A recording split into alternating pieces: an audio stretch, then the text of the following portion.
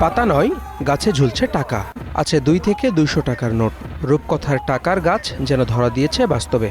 কঠিন চিবরদান উৎসব উপলক্ষে তৈরি এসব টাকার গাছ। 3 মাসের বর্ষাবাস শেষে আশ্বিনী পূর্ণিমা থেকে কার্তিক পূর্ণিমা পর্যন্ত 3 পার্বত্য জেলার বিহারগুলোতে চলে কঠিন চিবরদান অনুষ্ঠান। সবচেয়ে বড় আয়োজন হয় রাঙ্গামাটির রাজবন বিহারে। 200 বেইনের মাধ্যমে প্রায় 1000 খানেক নারী পুরুষ অংশ নেন চিবর তৈরির মহাযজ্ঞে।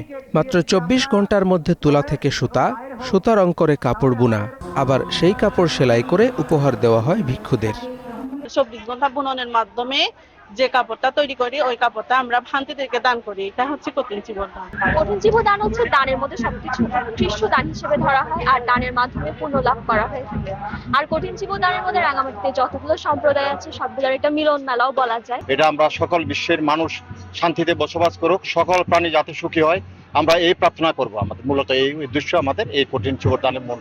সবার জন্য মঙ্গলের জন্য আর কি, সকল প্রাণী হিতৈষী বা সকল ওই বাংলাদেশের বা সর্ব বিশ্বের সুখ শান্তির জন্য এটা উদযাপন করা হয়। মঙ্গলসূত্র পাঠ করে প্রার্থনা হয় দেশ জাতির কল্যাণে, অশুভ সব শক্তির বিনাশ হয়ে শান্তি ফিরুক, এটাই চাওয়া পুণ্যার্থীদের। এই মহান পুণ্যকর্মের শক্তির প্রভাবে সকল মানব, সকল প্রাণীর দীর্ঘকাল সুখ শান্তি মঙ্গল এবং কল্যাণ যাতে আমরা লাভ করতে পারি সে প্রার্থনা করছি। আপনার গ্রাম লেভেল থেকে শুরু করে শহরের প্রতিটি মানুষের উৎসাহ উদ্দীপনা তথা প্লেন ডিস্ট্রিক্টের সকল পর্যায়ের সমতলের আমাদের এই দানোত্তম কঠিন চিবরদানে অংশগ্রহণ করতেছে। আশা করতেছি এবারে প্রচুর লোক সমাগম হবে। অনুষ্ঠানে ভারত, থাইল্যান্ড সহ বিভিন্ন দেশের ভিক্ষু ও পুণ্যার্থীরা অংশ নেন। আয়োজন ঘিরে বিহার প্রাঙ্গণে বসে গ্রামীণ মেলা।